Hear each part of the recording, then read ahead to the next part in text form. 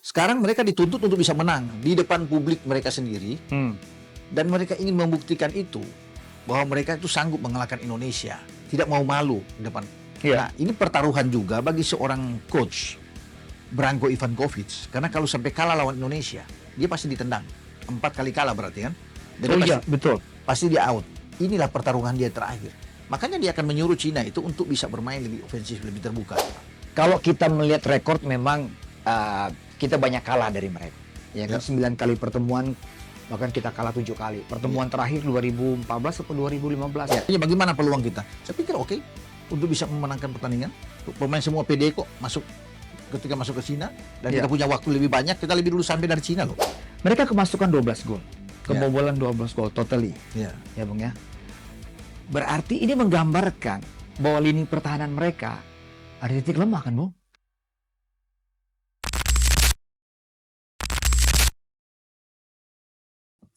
Yes, kita berjumpa lagi di Robola. Langsung saja Bung Roni Pangemanan. Ya, siap.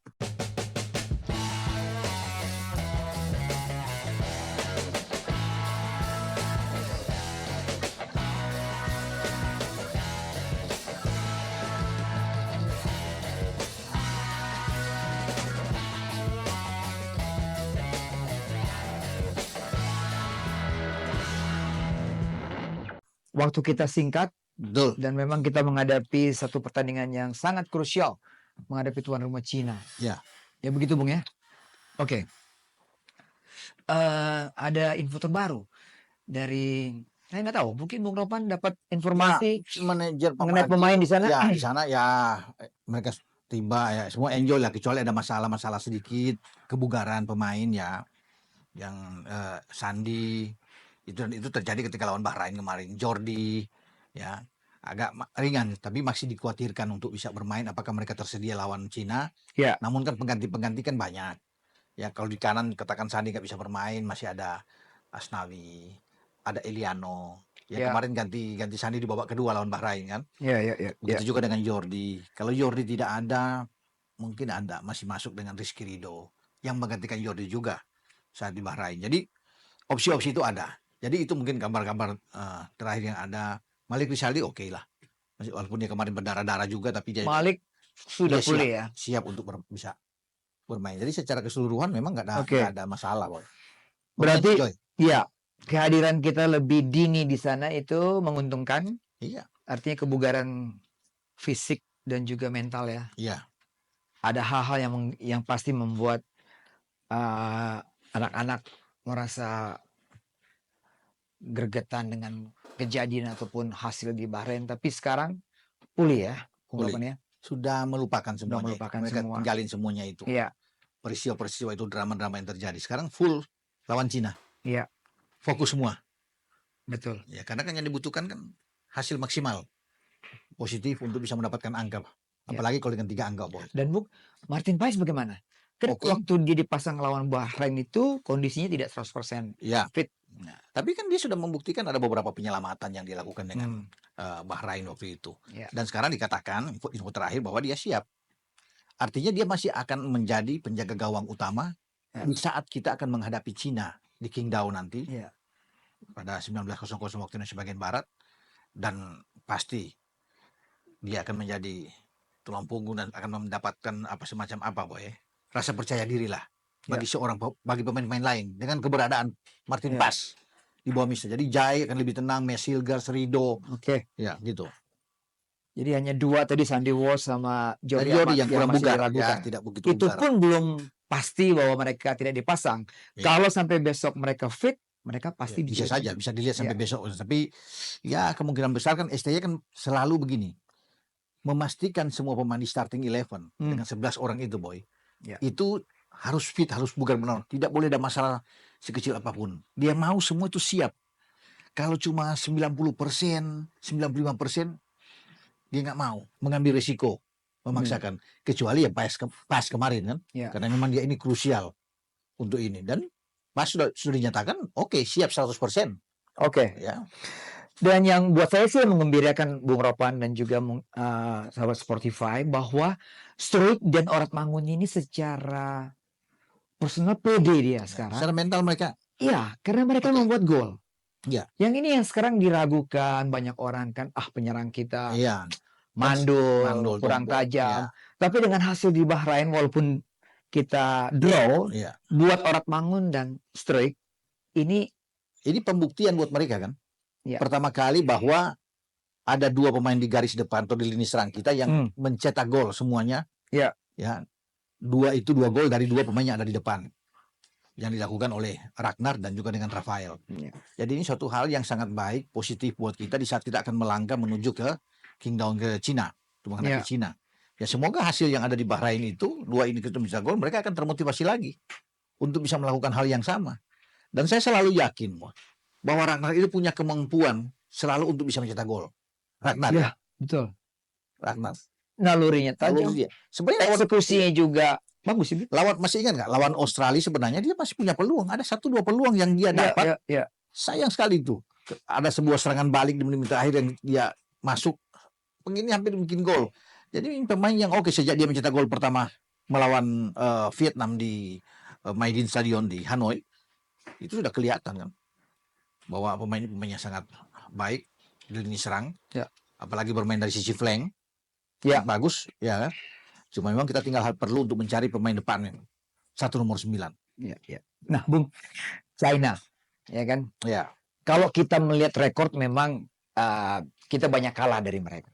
Ya kan, 9 kali pertemuan bahkan kita kalah 7 kali. Pertemuan terakhir 2014 atau 2015? Ya, 2014 ke Piala Asia 2015 waktu kita itu. Kualifikasi. Kita kalah 0-1. Ya. Tapi sekarang timnas yang sekarang berbeda dan mereka tahu persis itu. Iya. Mana, Bung? Iya, kalau kita mau lihat dari statistik di zaman dulu ya tentunya berbeda dengan sekarang. Iya. Kalau secara global secara keseluruhan memang ada 17 pertemuan. Kita hanya menang 3 kali. Kemenangan terakhir kita tuh sudah jauh sekali, itu 87 Kings Cup di Thailand kalau salah. Kita menang 3-1. Saat itu kemenangan terakhir 87. Kekalahan kita terakhir 1 dekade yang lalu yang Boy bilang tadi di 2014 di kualifikasi Piala Asia. Jadi memang 9 pertandingan ke sini kita nggak pernah menang. Inilah saatnya buat kita untuk bisa mengembalikan itu dan kita bisa mengalahkan mereka di saat tim yang ditangani STY ini sudah merupakan tim yang terbaik yang kita dapatkan saat ini. Ya. Di semua lini saya pikir. Walaupun memang masih ada lini serang belum terisi, gelandang juga. Tapi saya rasa ini adalah tim yang komplit. Yang bisa membuat kejutan di grup C ini. Dan itu kan kita sudah lakukan kan. 3 kali imbang, tidak pernah kalah. Luar biasa. Menghadapi tim yang punya peringkat bagus. Jadi kalau ditanya bagaimana peluang kita. Saya pikir oke. Untuk bisa memenangkan pertandingan. Pemain semua PD kok masuk ketika masuk ke Cina. Dan kita punya waktu lebih banyak. Kita lebih dulu sampai dari Cina loh. Ketika masuk ke Qingdao. Jadi luar biasa mereka mempersiapkan diri ini. Dan pasti saya kan sudah bisa lihat Boy. Bagaimana 3 pertandingan terakhir Cina. Ketika mereka kalah melawan Jepang. Kalah melawan Arab. Di kandang pun Arab bermain 10 orang masih bisa menang kok. Iya kan? 2-1 di kandang mereka.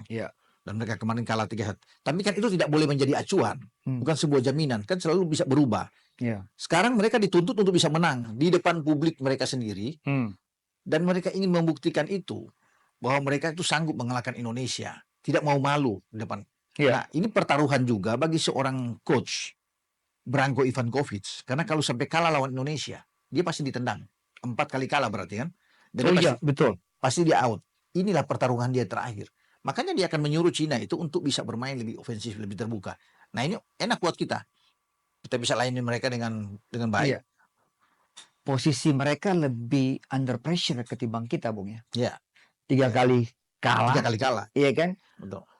Pressure dari media massa di sana dan publik di sana juga kepada mereka. Mengharapkan yang luar biasa. Dan kalau sampai kita bisa masukin gol pertama, tambah goyang mereka, tambah kacau. Dan peluang itu ada dari Rafael, Ragnar bisa minta gol. Tom Hai, Ivar bisa membuat gol. Ya kita tidak tahu ya apa yang di depan, apakah Malik Rizadi akan dimainkan atau Eliano. Tapi peluang kita untuk bisa mencetak gol sangat terbuka, Boy. Nah, Bung Repan, dari 3 pertandingan ada hal yang menarik dari Cina ini. Juga sahabat Sportify kalau memperhatikan di layar televisi atau YouTube, awal dari Arab Saudi, kemudian lawan Jepang, Arab Saudi dan lawan Australia. Walaupun mereka tidak dapat poin kalah, tetapi banyak pengamat melihat ataupun pemain yang mengatakan bahwa grafik mereka naik. Khususnya pertandingan lawan Australia.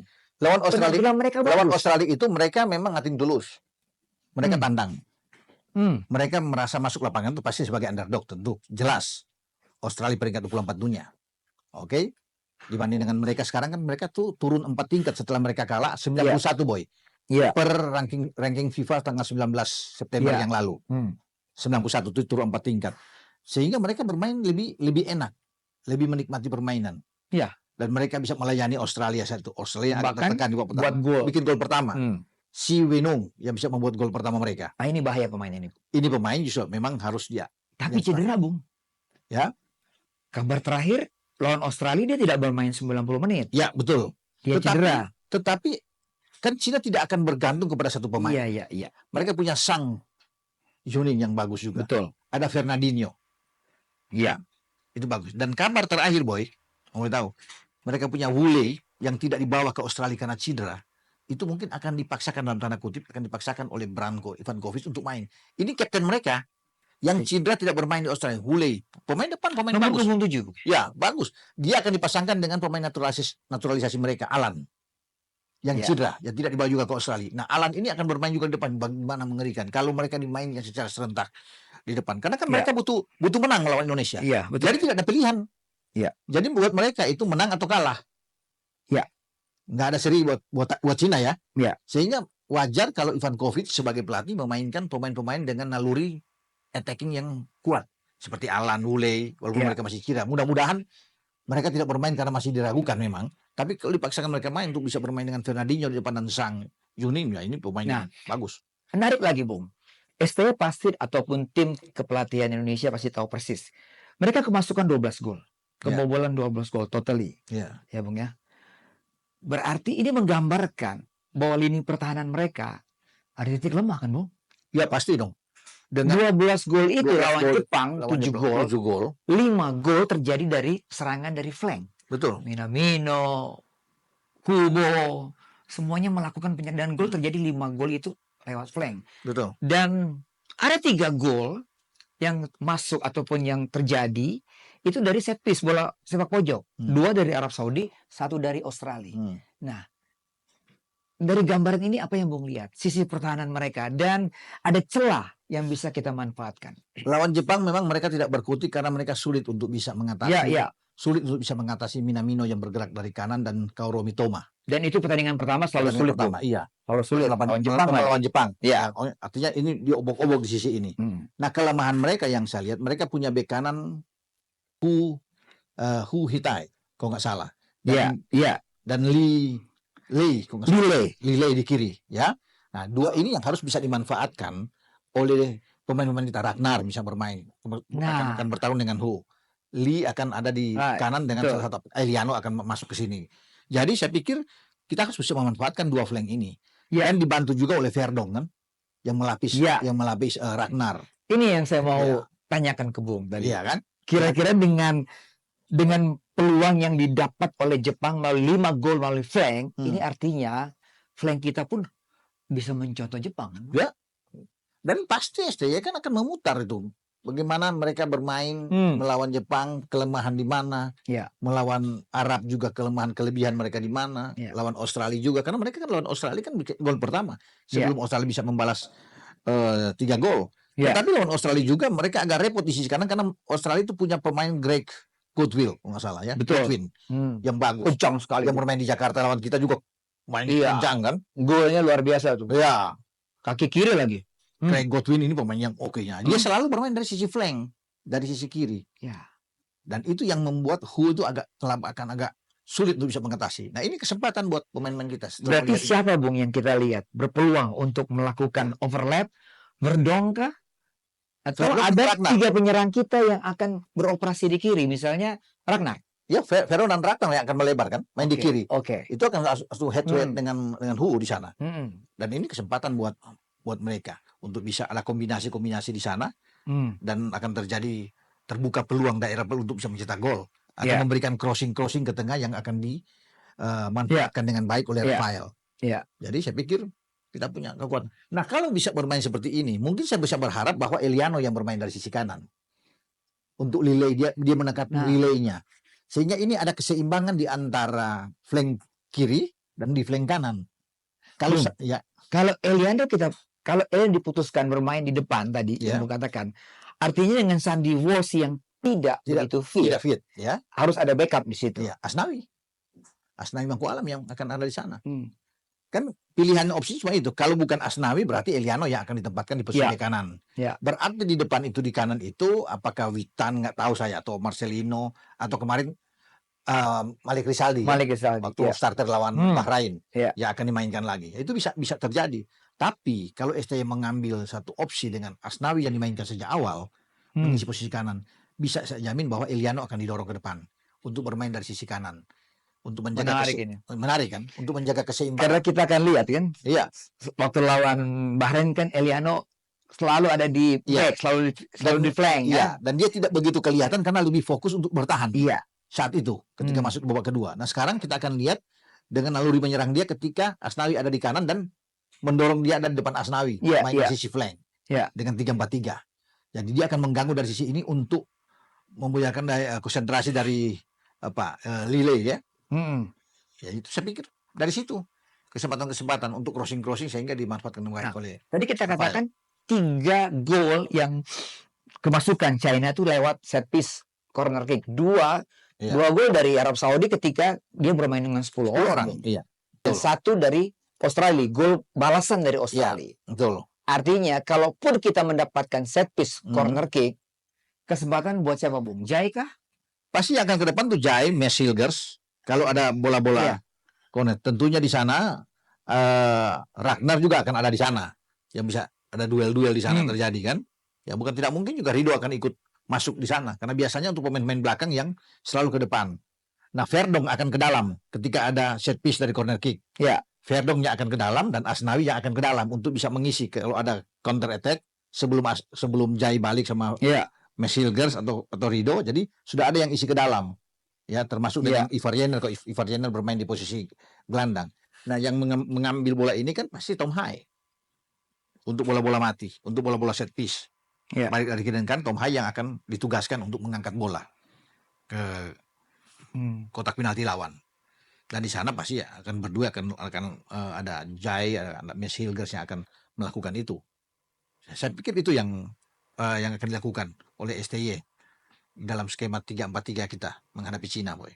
2 center back karena Cina memakai 4-4-2 kebanyakannya. 4-4-2. Berarti 2 center back mereka ini ada Jiang Zhenglong ya. Dan Zhuang Guangtai. Zhuang Guangtai ini udah 30 caps belum bermain, Bung. Pemain paling berpengalaman, pemain senior yang bagus di belakang. 30 caps dia bermain. Tapi itu pun dia tidak mampu berbuat banyak ya ketika melawan Jepang, masuk terakhir Australia, Saudi. Agak repot nih 2 kombinasi dengan mereka. Jadi memang kalau dibilang agak rapuh di belakang Cina, ya jelas sekali. Itu menjadi PR bagi Ivankovic untuk bisa membenahi di belakang. Tapi dia tidak punya pemain lain yang sebagus 4 pemain ini. Yang kita bahas barusan ini. Di depan penjaga gawang Wang Dailei kan. Jadi mereka ini yang terbaik. Dan pasti mereka juga akan ditampilkan. Akan berisiko bagi Ivankovic. Kalau dia melakukan rotasi dengan menggantikan pemain-pemain baru menghadapi Indonesia. Karena Indonesia ini dianggap mereka tim yang berbeda, yang sangat kuat. Berbeda sekali. Mereka lihat pertandingan terakhir kita melawan Bahrain. Dan kita bagus ketika kita bisa hampir menang dengan 2-1. Jadi kita punya kekuatan di sini. Bek kiri mereka, Lille pun tidak 100% fit, Bung. Cedera juga. Pasti ada penggantinya juga. Kan? Ini pemain senior ini. Artinya kalau kita bicara serangan dari flank di sektor ini akan memberi kesempatan kepada Sandy Walsh kalau dipasang atau Asnawi atau Eliano. Betul. Ya akan di sana. Kalau Sandy Walsh masih 50-50. Kalau Eliano pun dipasang di depan, dia akan di sektor kanan, Bung. Akan di kanan. Karena memang itu posisi dia kan. Bermain di bek kanan atau didorong lebih ke depan, ke kanan. Dan itu akan dilakukan oleh Eliano. Bung, kalau kita bicara gelandang, Bung. Ya kan? Kita bicara gelandang kita dengan gelandang China. 4 gelandang China yang kita lihat yang sering dipasang yaitu Wei Xinhao, Yuang Li, ini dia Wang Sanduan. Nah, ini pemain yang punya kemampuan luar biasa, gejala jelajah tinggi. Distribusi bola juga bagus sekali, Bung. Termasuk dengan si Weneng sebelum dia cedera kan. Kalau bermain dengan 4-4-2. Jadi saya pikir ini menjadi tugas bagi Tom Haye dan Tom Haye, Ivar Jenner, Verdong yang ada di situ kan. Ya. Entah di kanan siapa, ada Asnawi yang mungkin main. Kalau Sandi tidak ada, atau di sana ada Eliano, kita belum tahu kan. Semua kan tergantung dari STY akan melihat ini. Siapa yang memenangkan lini ini, dia akan lebih menguasai. Iya. Pasti pertarungan itu ada di situ. Ya. Ada di situ. Dan kita kuat sebenarnya. Dengan Tom Haye dan Ivar kita sangat-sangat kuat. Kita pede dengan dua double pivot kita. Karena kita Verdong juga bagus, betul. Dan juga ada karena kita masih punya Nathan tuh. Ya. Dengan apapun kita masih punya Nathan yang siap untuk bisa masuk menggantikan Ivar atau dengan Tom Haye. Karena kita punya gelandang-gelandang yang Nathan baik. Pun pasti menjadi super sub ya, Bung ya. Ya, kalau melihat Ivar yang dimainkan lebih dulu, Nathan super sub. Sama seperti kemarin kan. Ketika Tom harus keluar, Nathan yang mengisi posisi itu. Cuma kan berbeda tipikal permainan antara Nathan dan Tom. Ya. Tom kan lebih stylish bermain. Lebih ke arah mengatur ritme permainan. Kalau Nathan kan box to box bermain. Ya. Bung, kalau Weningsie itu fit, karena ini penting pemain muda ini. Dia pasti main dong. Nomor punggung 20. Ya. Terakhir kan dia cedera. Ya. Lawan Australia dia tidak ditarik keluar karena cedera. Ya. Berarti 50-50 dia bagus. Tapi kalau dia main, ini perlu diwaspadai, bukan begitu. Ini pemainnya sangat cepat memang. Pemainnya sangat bagus. Golnya ke Australia itu golnya dia, Bung. Golnya dia, iya. Visi bermain bola juga sangat baik. Masih muda, kencang. Kencang. Makanya dan dia cedera juga kemarin melawan Australia kan tidak cedera parah, boy. Dia kalau nggak parah. Jadi ya dengan sama seperti cedera Sandi atau Jordi. Berarti yang harus mengawasi posisi pergerakan dia siapa, Bung, di flank? Dengan dia apakah Verdong? Kalau dia berada di kanan dari posisi dia, Verdong yang akan dia akan bertarung dengan Verdong. Dia akan bertarung di sana kalau di posisi di kanan ya. Tapi kalau Ivankovic switch dia ke kiri, nah di kanan yang akan Asnawi atau Eliano. Dengan catatan Sandi gak main. Karena pemain ini kan bisa bermain di dua posisi berbeda. Iya. Si Wenung. Dia bisa bisa di kiri, bisa di kanan. Bisa di kiri, bisa di kanan. Jadi itu yang akan mungkin. Tergantung Ivankovic melihat ini. Wow, sisi ini. Tapi kan terserah Ivankovic mau pasang di mana. Kita punya kekuatan merata di semua lini. Iya, di kiri dia ada berhadapan dengan Verdong, di kanan dia berhadapan dengan Eliano atau misalnya. Sandi Walsh. Kalau Sandi bisa dimainkan dengan posisi bugar, ya kan? Jadi saya pikir nggak ada pilihan siapapun yang dimainkan. Dan mereka tahu kita punya pertahanan yang baik. Ya. Mereka tahu dan mereka melihat itu. Ya. Bukan melawan Bahrain, karena mereka sudah lihat melawan Arab. Berarti mereka putar otak bagaimana menembus 3 back kita ini yang sejajar ini. Iya. Ya, makanya ini ketika mereka coba untuk bisa menekan, boy. Iya. Jangan sampai terjadi pelanggaran-pelanggaran yang betul. Yang berbahaya di sana. Bukan soal kita melihat ada penalti, bukan itu. Ya, tetapi pelanggaran untuk dapat kartu. Karena ini kan wasit yang juga ada dalam tanda kutip. Wasit Al-Ali ini kan agak kontroversial juga. Dia pimpin kemarin lawan Australia kemarin Bahrain kan di pertandingan pertama. Yang dia kasih kartu merah Yusini itu Yengi, strikernya menit 77 kan ini wasit Al-Ali yang pimpin kita lawan Cina, boy. Makanya Bahrain diuntungkan tuh ketika Australia dan berguling-guling terus tuh pemain di situ kan. Ini beredar kan isu bahwa kecenderungan mau menguntungkan negara-negara yang ada di Semenanjung sana. Ya kan, bagaimana caranya supaya jumlah wakil Asia yang ditambah ini lebih menguntungkan. Betul. Wilayah-wilayah di Timur Tengah. Di Timur Tengah pasti mesti di ini. Cuma kalau di grup C kita ya sudah pasti satu jatah itu kan milik Jepang. Ya. Saya yakin sudah pasti milik Jepang. Ya. Apalagi setelah mereka mengalahkan Arab kemarin. Nah, tinggal mungkin diperebutkan ini dengan Arab Saudi yang ada di sana, Bahrain. Makanya mereka takut kalau dengan Indonesia ini tim yang kuat, tim kuda hitam yang berbahaya. Ya. Kalau kemarin kita bisa menang, tidak ada gol di menit 90+9 itu, boy. Kita kan di peringkat kedua. Di bawah Jepang. Wah, bagus sekali itu buat kita dengan 5 poin. Enak ketika menghadapi Cina. Sekarang pun kita masih punya peluang ya untuk bisa ada di peringkat kedua dengan perkiraan begini. Jepang mengalahkan Australia karena main di Jepang kan? Ya. Ya, kemudian pertandingan antara Bahrain dan Arab Saudi nantinya bersamaan itu draw. kita menang melawan Cina, kita ada di posisi kedua ini. 5 poin.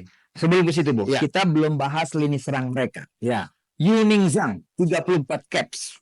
Ya, Sudah Yu Ming membuat Zhang. 6 gol. Betul. Ya kan? Dia berduet dengan Fernando Conceição ya. Fernando Nando ya.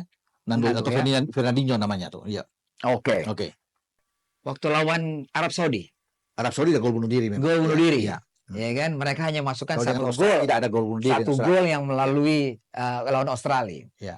Artinya kan secara presentasi bahwa kita bisa melihat bahwa duet penyerang ini tidak terlalu mengkhawatirkan, bukan begitu, Bung? Iya, enggak. Kalau ngelihat statistik dari 3 pertandingan ya, Bung ya. Iya. Enggak begitu ini. Yang lebih berbahaya kan kalau kita bisa melihat itu adalah pemain-pemain Arab Saudi, pemain-pemain Australia dan Bahrain. Tapi dan itu kita lalui dengan baik. Pertahanan Jai Isyas dan kawan-kawan melakukan hal dengan baik, Boy. Iya. Jadi kita bagus, apalagi melawan Cina. Kalau penyerang-penyerang Australia, Arab, Bahrain aja kita bisa tahan dan kita tidak kalah. Saya ada rasa pede. Makanya Jai kemarin itu bilang waktu begitu tiba, dia yakin, dia optimis dengan kemampuan tim Indonesia saat ini dengan rekan-rekan. Jadi udah kelihatan kan? Iya.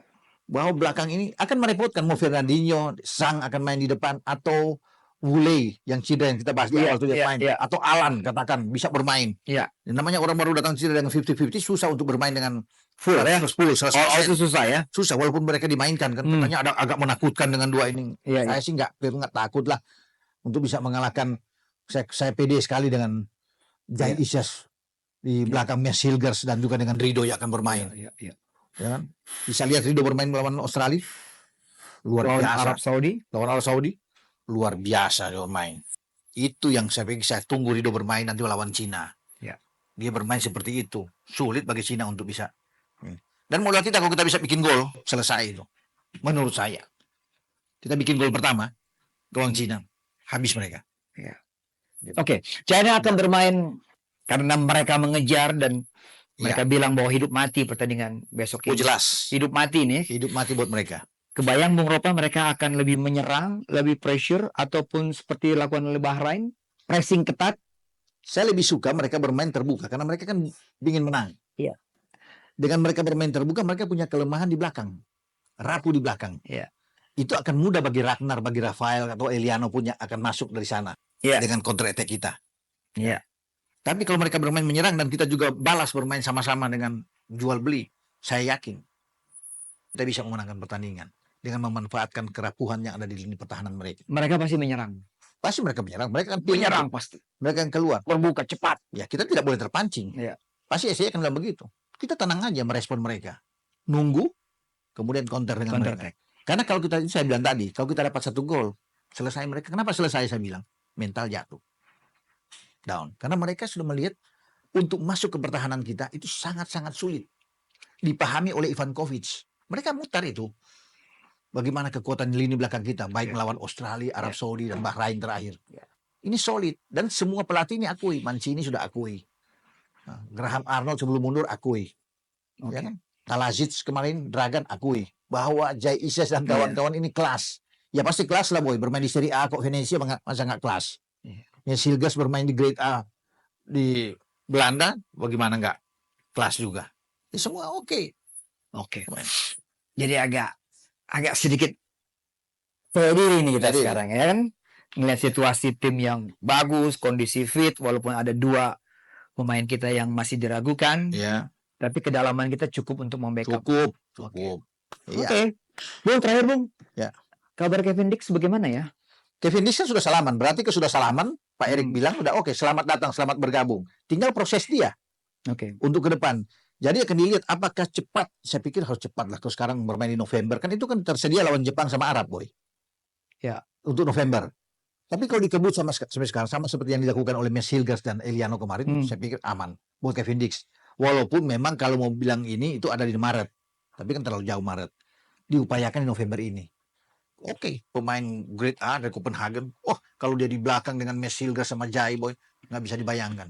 Karena dia kan bisa bermain di bek kanan juga. Posisi itu tambah kuat.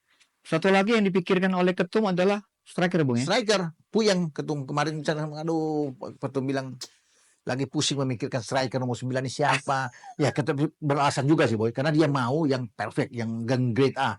Sebenarnya Ole sih sebenarnya, cuma kan masih dipertimbangkan. Semoga Ole berubah pikiran dengan Kevin Dix masuk, sehingga dia bisa diangkat.